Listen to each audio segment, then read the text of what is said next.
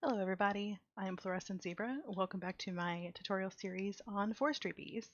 And today we're going to look at one of my absolute favorite add-on mods for forestry, and that is Gendustry.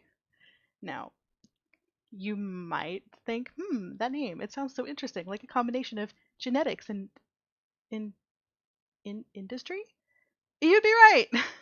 So this is the mod that helps you automate all of your bees and eventually modify their genetics. It's great. Let me show you what I mean. So we'll start with the heart and soul of Gendustry. This is the industrial apiary. Now, this particular machine, you can see its crafting recipe on the wall, it does require RF, but it will run just like a regular apiary. Now, the inside is fairly similar to what you've seen in others. You have your slot for your princess or queen, you have your slot for your drone, you have your lifeline bar, tells you how long that particular bee is going to live. And you can see up here, you can turn it off if you need to, and you can see that everything is normal. Now, if there's an error with the hive, this is just like in the regular apiary. This is where it's going to tell you what's wrong, what you need to modify. Now, here, where in a regular apiary we would have frames, we actually use something a little bit different. For these, we're going to use upgrades. Now, upgrades start with the upgrade frame, which is an integral part of every recipe. It's pretty simple to build, and there's just a few varieties of them. Now, these first 6 here, they deal with your environment, and they require 2 very special components that can be a little bit expensive. The first is the climate control module. So you're going to need a lot of bronze. And this is the environmental processor. You will need a metric ton of diamonds for Gendustry. I promise you. You'll see later on. But these 2 things together let you make climate modules, basically. You have one for plains, desert, they call this winter, but it's a snowy biome. Jungle, this one is called hell, so obviously nether, and ocean. And there are a few bees that do require to be in water, so as we get into some of the other add-on, I guess, mods for bees, you'll see they do require this. So it's very, very useful to have. So you can pop one of these into your industrial apiary, and it will mimic that biome for the bee. So super useful to have. They do cost additional power. Now, the environmental ones aren't that expensive. Some of the others, they can get a bit pricey with power. So here's your rain shield, called a seal upgrade. Your light, so if you have bees that will only work during the day, this is a module you're going to want to use. And here we have your open sky upgrade. So if your industrial apiary does not have skylight directly above it, for instance, if you stack them on top of each other, you're going to need one of these in the bottom apiary so that the bees will continue to work, unless they're bees that don't require the sky. So if they're cave bees, you're fine. So moving on, we got a couple very, very useful ones here. You have your heater, your dryer, your humidifier, and your cooler. So if your bee needs to be slightly warmer, slightly cooler, slightly wetter, slightly drier, these are the ones for you. Now these, unlike the modules we've looked at before, these stack. So you can stack, I believe they'll stack up to 8. So you can get it fairly tuned into exactly what that particular bee needs, which is really useful for some of the bees in later mods that, in order to produce their specific resource, require the exact temperature or humidity level. And if you're fond of trees, look away. This is a pollen scrubber. So if you have a bunch of forestry trees nearby, this will make sure that your bees are not bringing back any pollen. However, the sieve will get you pollen. So if you really want to get those and you're using bees to breed your trees, this is probably an upgrade you're going to want to have. Now, I'm not going to make a tutorial on tree breeding, mostly because I find the bees much more fascinating. But the genetics and how trees work are very, very similar to how the bees work. So we'll look at genetic stabilizer. So I know I've talked about ignoble bees before. The genetic stabilizer will help prevent them from dying out. Here's the production upgrade. This is one of the harder upgrades to get because it requires royal jelly. So you do have to be pretty far along before you'll get this, but once you do, these stack up to 8, and they will very much increase the produce that your bees output. Now you're going to get still an epic ton more honeycomb than you are any other product, but it's super useful to have. I recommend that the first one that you do, you put in the bees that produce the royal jelly, whichever of those bees you're using. Here's your automation upgrade. Now this automation upgrade is actually pretty smart. It's going to choose the bee that is the best match for your current bee. So if you are trying to breed a line true and you're using an industrial apiary, this is actually pretty smart, and it's going to choose the one with the most closely matched traits. Super useful. Here we have a flowering upgrade. So if you want more flowers everywhere, go ahead and flop one of these in, and you will be graced with flowers on every available surface. And here we have a lifespan upgrade. Do you want to make your bees last longer? There you go. It's not quite as long as infinite, but it makes them last, I think, about 2 times as long. And here we have a territory upgrade. So useful if you have got your flowers far away, or if you have some of the, let's say, odder flowers like dynamite, and you don't want it really close to the rest of your hives, probably going to want a territory upgrade. So now, while these are pretty neat, there's a few other really cool things that Gendustry can do for you. So let's take our first steps into genetic manipulation. We're going to look at the mutagen producer. Ta-da! Now, this machine is built with a few new things for us. First, we have our power module and the mutagen tank. Now, the mutagen producer takes either redstone or it will also use lapis. I usually have a lot more redstone sitting around, so that's what I use. It'll take blocks, it'll take the dust or the just loose pieces of lapis, and it produces mutagen. Now, it doesn't use the mutagen in this machine, but you're going to need it as we move over to the Mutatron. Ta-da! Fancy looking, right? So, using some of the same pieces we've seen before, plus the bee receptacle. Gotta have some holder somewhere.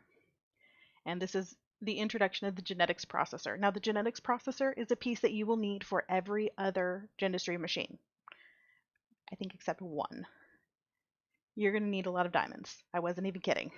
Now, you may think that this is going to eat up most of your diamonds. I promise you it's not. Your diamonds are going to go into making genetics labware.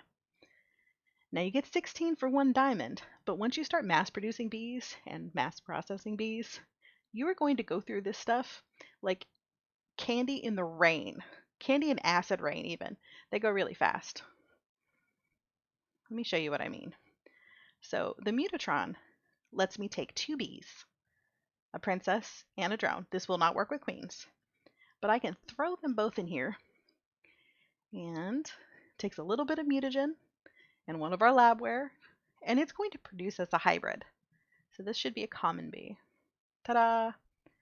Now, the danger of using the Mutatron is that if you're looking at a pair of bees that would normally produce 3 or 4 different genetic strains, you'd have no control over which one breeds. So this is completely random. Usually not what you're after. So I will be honest, I never use the Mutatron. Instead, I always upgrade it immediately to the advanced Mutatron, which does allow us, as you see here, to choose which one we would like. Now, the Mutatrons always make queens, so in order for you to continue modifying them or upgrading them, you will have to put them into a bee house or an apiary of some kind and let this lifetime go ahead and run through. Now, these always breed straight true, exactly from the genetic pattern like you would see in creative. So you know you're going to have pure lines when you do this. And if you breed pristines, you're going to be fine. If you breed ignobles, you have the chance of getting some genetic waste. This is completely and totally useless. You'll want to chuck it in a trash can if you get it, but it does happen. Be warned. Definitely use pristines for these if you can. Now, very simple. Mutatron in the center, more genetics, more power, more bronze. There's a ton of bronze here. So that's pretty cool. And you can breed the bees you like. But what if you want to take it one step further? Our next step is the genetic sampler. Now, fairly simple build. We've only got one new thing to talk about, and that is the gene sample. This is a blank one. You're going to need a lot of tin. But the good news is that once you use these, if you don't want to keep what's on them, you can run it through a furnace and it will erase it. So here we have our genetic sampler, blank gene samples, and some genetics labware. And we can throw a bee in. You can use any bee in here. And whenever it's done, it's going to give us a random genetic sample. Now remember that each bee is going to have 13 alleles, or genetic pieces, and it's completely random which one you get. There is no way to control this. So you're going to want to automate it. You're going to want a lot of these. Now, what I usually do is I take all my extra drones and I run them through. Ta-da!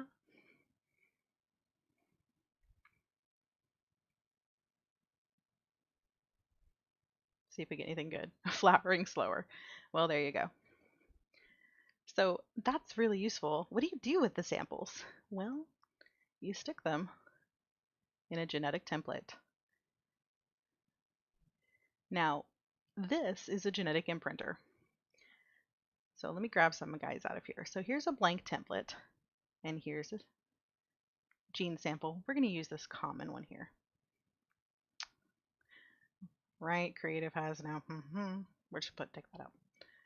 Nobody saw that. Anyway, you can craft these together in your normal inventory. So if I were in survival, I could just throw these in my regular inventory crafting grid and get this.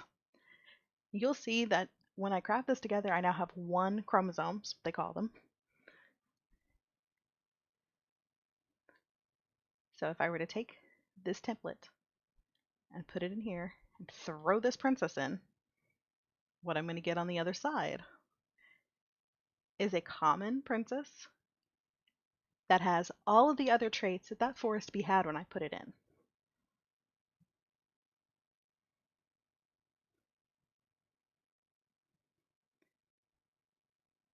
Ta-da! A common princess.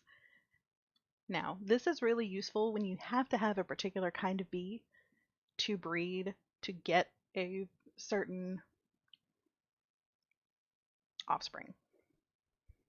I do this a lot, especially with common bees, because there are so many different varieties you can make with a common bee.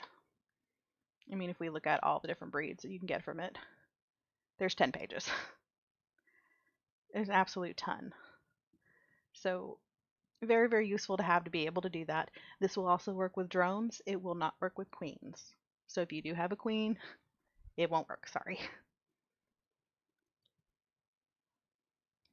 So once we've got that, eventually at some point you're going to want a template that has everything in it. And you can see all the different things that you can add. So everything that you can see. Very, very useful. And here we have the genetic transposer. So say you have this blank template here, and you want to duplicate something that you have. That's what the transposer is good for. So when this comes out on the other side, we're going to have an exact copy of what we have up here. Now this does not have to have all the chromosomes filled out. So if you have one that says never sleep true, and you want to give that to a second template, you absolutely can do that. And here we have very easy crafting recipe. It'll just take all of your bronze. And now we're going to talk about absolute genetic replication. But first, we got to talk about getting some fluids. Now, the first one is a protein liquefier. This will take most kinds of raw meat that are in Minecraft. It works with beef, fish, chicken. For some reason, it does not work with pork. I don't know why. But you can throw them in there and you're going to get some protein liquid. So fairly easy crafting recipe. And then the other thing we need is some DNA. You could use any bee for this. Any bee, absolutely. I usually take a lot of extra ignobles and throw them in here, because what else am I going to do with them? Once you have both of those liquids in good supply, you're going to want a genetic replicator. So the genetic replicator is the only machine that requires a full genetic template. Every single allele has to be filled out with something. Doesn't matter what, but it's got to be something in here. Because what this does is create a bee. Now you'll see when it comes out, but every single replicated bee is ignoble. You cannot make pristine bees this way. It will not happen. Don't kill yourself trying. And don't yell at me either. I didn't make the program. But this is really useful when you need a ton of different resources, or a ton of one resource, and you just don't have time. Ta-da! Ignoble, noble queen. So you can make a lot of bees this way. It does take, you see, a good bit of protein and a good bit of DNA to do that. But you can make a ton of them. So those are all the machines that Gendustry offers. But they're really powerful because you can genetically replicate any bee from any of the bee add-on mods. So if you're using career bees, magic bees, more bees, every single one of them has genetics that will work. And every single one of them can be replicated. So let that simplify your life quite a bit. Gendustry also has a few useful things. There's a bee for every color. It makes a color comb, which makes a honey drop. These can be used as dyes. So all 16 colors are right there. And it adds the scooperator. Max Terp. Genius.